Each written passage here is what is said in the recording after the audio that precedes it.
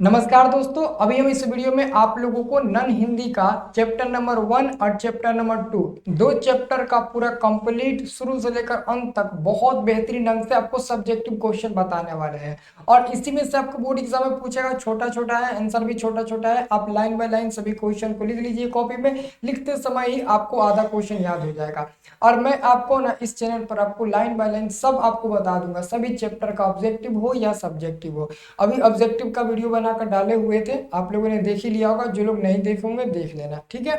और आप लोग चैनल को जरूर सब्सक्राइब कर लीजिएगा, ठीक है।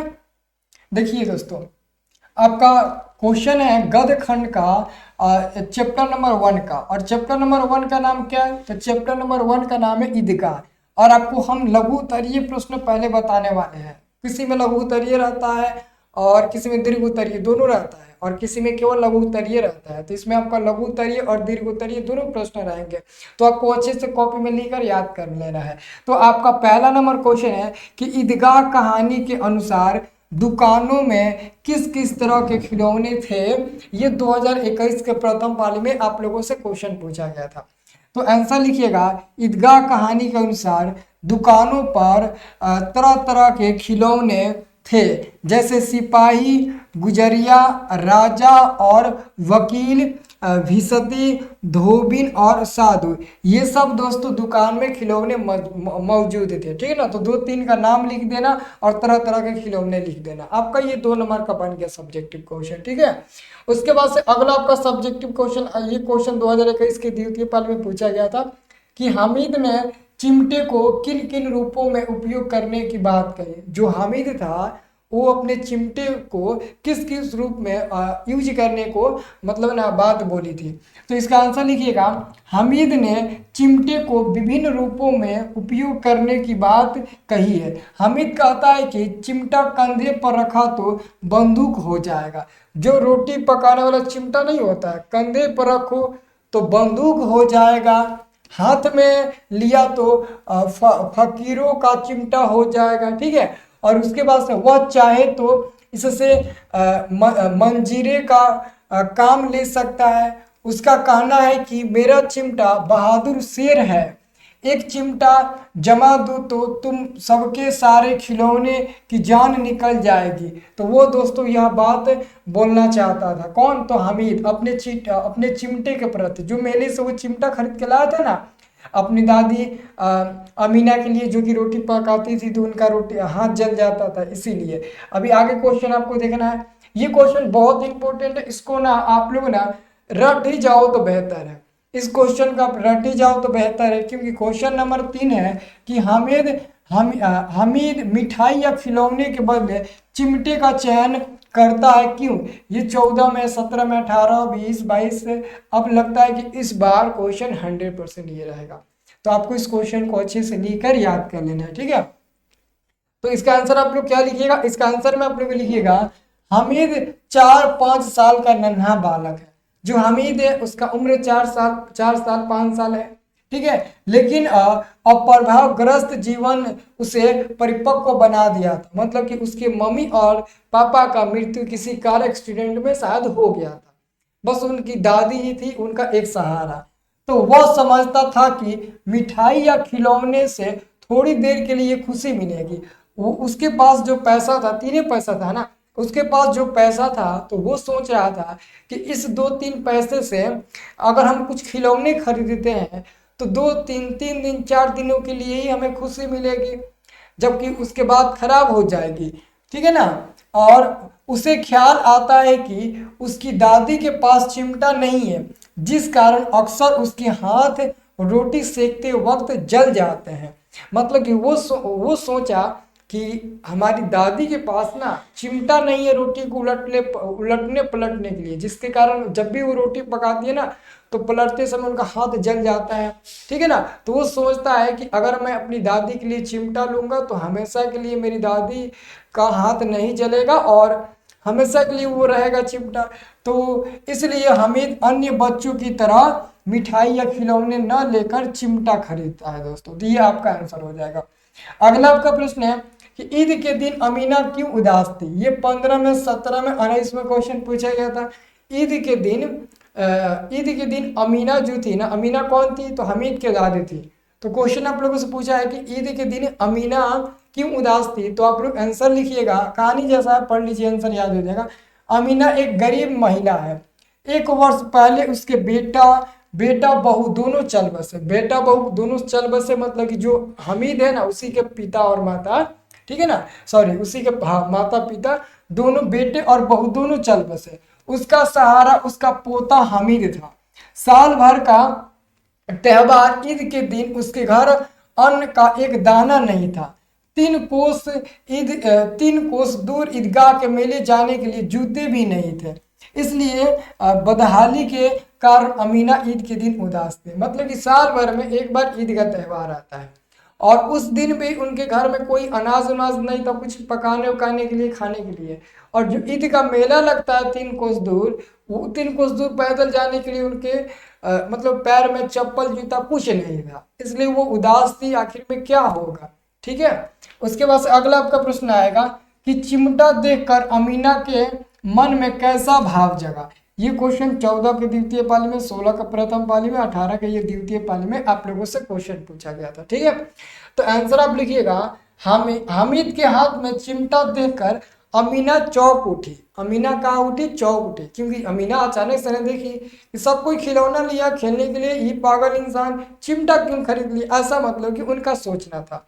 तो उसकी उसकी समझ में नहीं आया कि इतने बड़े मेले से इसे और कोई चीज मिली जो लोहे का चिमटा उठा लाया। अमीना क्रोधित हो जाती है कि यह कितना नासमझ लड़का है। लेकिन हमीद जब कहता है कि तुम्हारी उंगलियां तवे से जल जाती थी इसलिए खरीदा, सुनते ही अमीना का क्रोध तुरंत स्नेह में बदल जाता है। अमीना की आंखें भर आती है, मतलब कि वो रोने लगती है। तो 5 का ये आपका उत्तर हो जाएगा। अगला आपका प्रश्न देखिए, अगला प्रश्न 6 नंबर है। मेले में जाने से पहले हमीद दादी से क्या कहता है?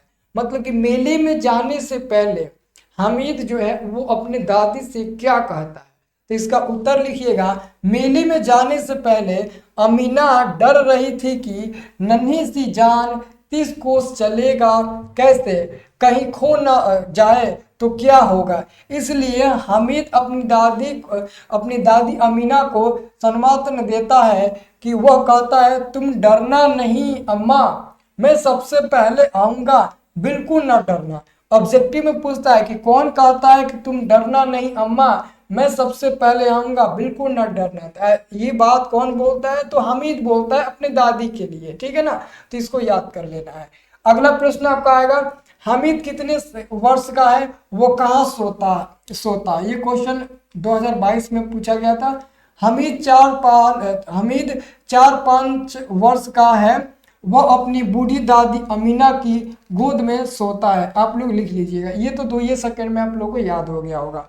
अगला आपका प्रश्न आता है, ये आपका दोस्तों अगला आपका प्रश्न आएगा दूसरे चैप्टर का। दूसरा आपका चैप्टर है बाल गोविंद भगत। बाल गोविंद भगत आपके दूसरे नंबर चैप्टर का नाम है और इसका पहला नंबर क्वेश्चन है लघु उत्तरीय में कि बाल गोविंद भगत ने अपने बेटे की मृत्यु पर अपनी भावनाएं किस तरह व्यक्त की। ये क्वेश्चन 2016 में, 2018 में, 2021 में आप लोगों से बोर्ड परीक्षा में पूछा गया था, हूबहू क्वेश्चन, ठीक है। तो आप लोग इसका आंसर कैसे लिखिएगा? तो आप लोग आंसर लिखिएगा, बाल गोविंद भगत कबीर पंथी थे। वे अपने बेटे के मृत्यु पर विलाप नहीं करते बल्कि मग्न हो गीत गाए जा रहे थे। गाते गाते पतोहे के नजदीक भी जाते हैं और उसे भी रोने के बदले उत्सव मनाने को कहते हैं। उनका कहना था कि आत्मा परमात्मा के पास चली गई, विरहिणी अपने प्रेम से जा मिली, भला इससे बढ़कर आनंद की कौन बात है। भगत का विश्वास मृत्यु पर विजय प्राप्त कर चुका था। वे पतोहों को यथार्थ का ज्ञान देकर अपनी भावनाओं को प्रकट कर रहे थे, ठीक है ना। चलिए अगला आपका प्रश्न आएगा कि पुत्र वधु यानी कि बहू द्वारा पुत्र की मुखागिन दिलवाना भगत के व्यक्तित्व की किस विशेषताओं को दर्शाता है? 2014 में, 16 में और 21 में ये प्रश्न पूछा गया था, ठीक है ना। इसलिए इस बार ये प्रश्न पूछा जाएगा, आप लोगों को मैं बता रहा हूँ, ठीक है ना। तो इसका आंसर क्या लिखिएगा? बाल गोविंद भगत एक गृहस्थ सन्यासी थे। वे एक सच्चे कबीरपंथी थे, ठीक है ना, जो राग मोह से ऊपर थे। बेटे के मृत्यु पर वो विलाप नहीं करते, बल्कि पतोहों को उत्सव मनाने को कहते हैं। पुत्र वधु द्वारा पुत्र की मुखाग्नि दिलवाना भगत के व्यक्तित्व की निर्लिप्तता का परिचायक है। यह कार्य भगत के व्यक्तित्व की सच्चाई और महानता को दर्शाता है। तो ये आपको अच्छे से लिख देना है। उसके बाद से आपका आएगा 3 नंबर, बाल गोविंद भगत कौन है? बाल गोविंद भगत कौन है? सिंपल में अगर आपसे क्वेश्चन पूछा दिया जाए कि बताइए कि बाल गोविंद भगत कौन है, तो आप इसका आंसर क्या दीजिएगा? तो लिखिएगा बाल गोविंद भगत मझौले कद के गोरे चिट्ठे आदमी थे। आदमी क्या थे? आदमी थे।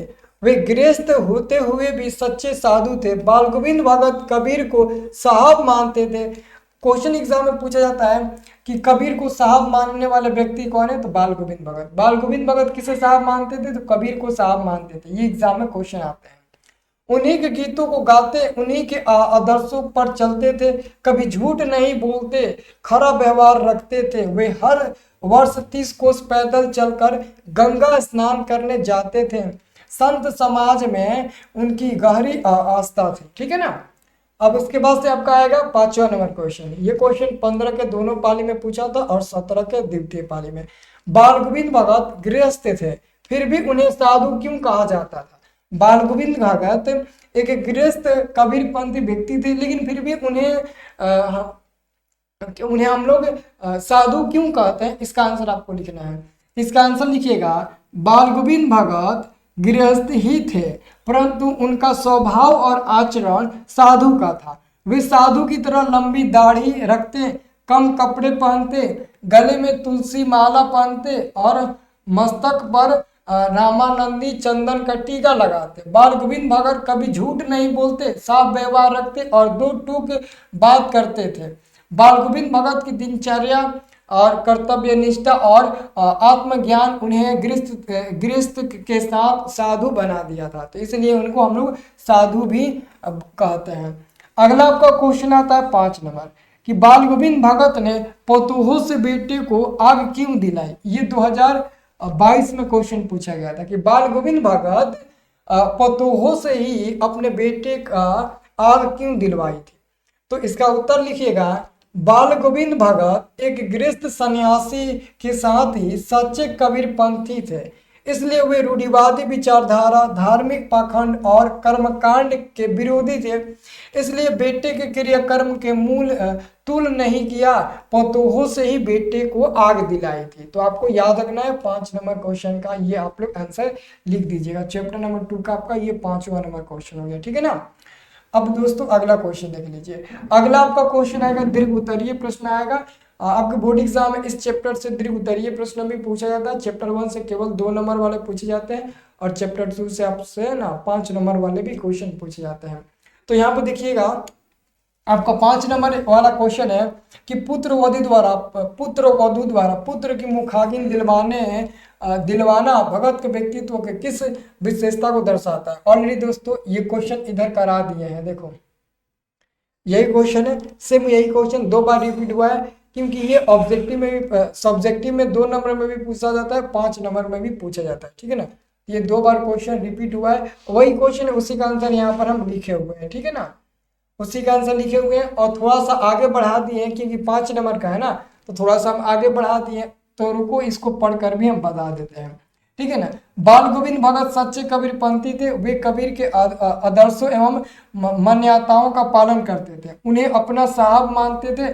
बाल गोविंद भगत अपने पुत्र की मृत्यु पर विलाप नहीं करते, बल्कि मग्न हो गीत गाए जा रहे थे। गाते गाते पुत्र वधु के नजदीक भी जाते और उसे भी रोने के बदले उत्सव मनाने को कहते। उनका कहना था कि आत्मा परमात्मा के पास चली गई, बिरहणिनी अपने प्रेम से जा मिली, भला इससे बढ़कर आनंद की क्या बात है। और लास्ट में उन्होंने कहते हैं कि सामाजिक परंपरा के अनुसार मृत शरीर के मुखाग्नि पुरुष वर्ग के हाथों हाथों दी जाती है, लेकिन पुत्र वधु से पुत्र की मुखाग्नि दिलाई बाल गोविंद भगत कबीर दर्शन से प्रभावित। ठीक है ना, तो ये बाल गोविंद भगत कराए थे। ठीक है ना, तो ये आपका दोस्तों क्वेश्चन हो गया। हमने आपको टोटल इसमें क्वेश्चन बता दिए, सब आपको इंपॉर्टेंट क्वेश्चन चैप्टर 1 और 2 का बता दिया। आप लोग कॉपी में अच्छे से लिख लेना। अब आपको चैप्टर 3 और 4 का बताएंगे, तो पहले ऑब्जेक्टिव देंगे फिर आपको सब्जेक्टिव देंगे। ठीक है ना, तो लाइक करिए, कमेंट करिए और चैनल को सब्सक्राइब करिए सभी लोग। ठीक है ना, और शेयर कर दीजिएगा सभी के पास इस वीडियो को। ओके।